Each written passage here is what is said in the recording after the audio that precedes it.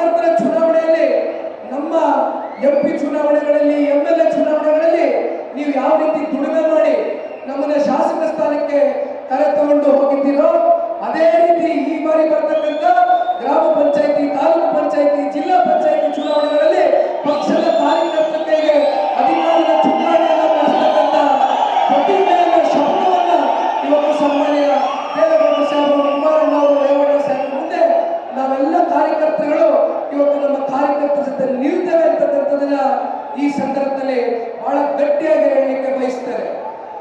ಬಹುಶಃ ನೀವೆಲ್ಲ ನೋಡಿರ್ಬೋದನ್ನ, ಇತ್ತೀಚಿನ ದಿನಗಳಲ್ಲಿ ಕಾಂಗ್ರೆಸ್ನ ಸರ್ಕಾರದ ಸಾಧನೆಗಳನ್ನ ಮುಂದಿಟ್ಟುಕೊಂಡು, ಅಂದ್ರೆ ಸಾಧನೆ ಏನಿಲ್ಲ, ಸಾಧನೆ ಶೂನ್ಯ, ಸಾಧನೆಯ ಹೆಸರಲ್ಲಿ ಕಾರ್ಯಕ್ರಮವನ್ನ ಮಾಡಿದ್ರು.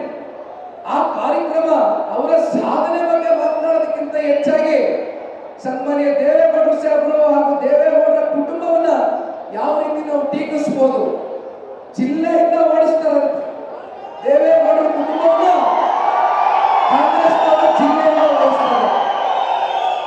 ಬಹುಶಃ ದೇವೇಗೌಡರು, ಕುಮಾರಣ್ಣ ಅವರು, ರೇವಣ್ಣ ಅವರು ಕೊಟ್ಟಿರ್ತಕ್ಕಂಥ ಕೊಡುಗೆಗಳಿದೆಯಲ್ಲ, ಅದು ಯಾವತ್ತಿಗೂ ಕೂಡ ನಿಮ್ಮೆಲ್ಲರ ಹೃದಯದಲ್ಲಿ ಶಾಶ್ವತವಾದಂತ ಒಂದು ಸ್ಥಾನ ಪಡ್ಕೊಂಡಿದೆ ಅಂತಕ್ಕಂಥದ್ದು ನಾವೆಲ್ಲರೂ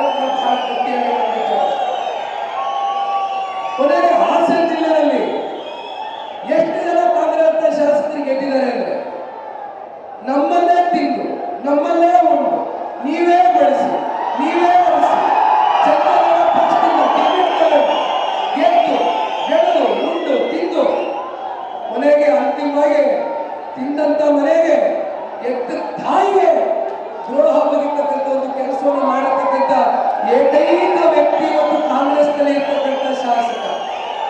ಕಾಂಗ್ರೆಸ್ನವ್ರನ್ನ ನಾವು ಪ್ರಶ್ನೆ ಕೇಳಬಹುದು, ಅಲ್ಲದೆ ನಿಮಗೆ ಹಾಸನ ಜಿಲ್ಲೆ ಬಗ್ಗೆ ಅಷ್ಟೆಲ್ಲ ಚಿಂತೆ, ಅಷ್ಟೆಲ್ಲ ಕಾಳಜಿ ಇದ್ರೆ, ಹಾಸನ ಜಿಲ್ಲೆಯವರು ಬೆಳಿಬೇಕು ಅನ್ನೋದಾದ್ರೆ ಉಸ್ತುವಾರಿ ಮಂತ್ರಿಗಳು ಯಾರಪ್ಪ ಮಾಡಿದ್ದೀರಿ? ಬೆಂಗಳೂರು ಹೋಗ್ಬೇಕು ಉಸ್ತುವಾರಿ ಮಂತ್ರಿಗಳು, ತುಮಕೂರು ಜಿಲ್ಲೆ ಹೋಗ್ಬೇಕು ಉಸ್ತುವಾರಿ ಮಂತ್ರಿಗಳು, ಹಾಸನ ಸ್ವಾಭಿಮಾನ ಎಲ್ಲಿಗೆ ಎತ್ಕೊಂಡು ಇರ್ತಾ ಇದ್ದೀರಪ್ಪ ನೀವು? ಹಾಸನಲ್ಲಿ ಯಾರಿಲ್ವೇ? ಅಲ್ಲ, ಅದು ನಿಮ್ಮ ಪಾರ್ಟಿ ಇದ್ದಂತ ವಿಚಾರ. ಆ ಪುಣ್ಯಾತ್ಮ ನೀವು ಮಂತ್ರಿ ಮಾಡ್ತೀರೋ ಅಥವಾ ನೀರಲ್ಲಿ ಬಿಡ್ತೀರೋ, ಇನ್ನೊಂದ್ ಕಡೆ ಚೆಲ್ತೀರೋ ನನಗೆ ಗೊತ್ತಿಲ್ಲ. ನಮಗನ್ಸಿದ ವಿಚಾರ ನಾನು ಮುಂದೆ ಇಟ್ಟಿದ್ದೀನಿ. ಹಾಗಾಗಿ ಒಂದು ಮಾತನ್ನೇ ಹೇಳ್ತೇನೆ, ಬಹುಶಃ ಸನ್ಮಾನ್ಯ ಕುಮಾರಣ್ಣ ಅವರು ಇವತ್ತಿಲ್ಲಿ ಕೂತಿದ್ದಾರೆ. ಕುಮಾರಣ್ಣ ಅವ್ರನ್ನ ಪ್ರೀತಿಸ್ತಕ್ಕಂಥ ವರ್ಗ ಇಡೀ ರಾಜ್ಯದಲ್ಲಿ ಒಂದೆಡೆ ಇದ್ರೆ, ಹಾಸನ ಜಿಲ್ಲೆನಲ್ಲಿ ಕುಮಾರಣ್ಣನ ನೀವು ಎಷ್ಟು ಆರಾಮ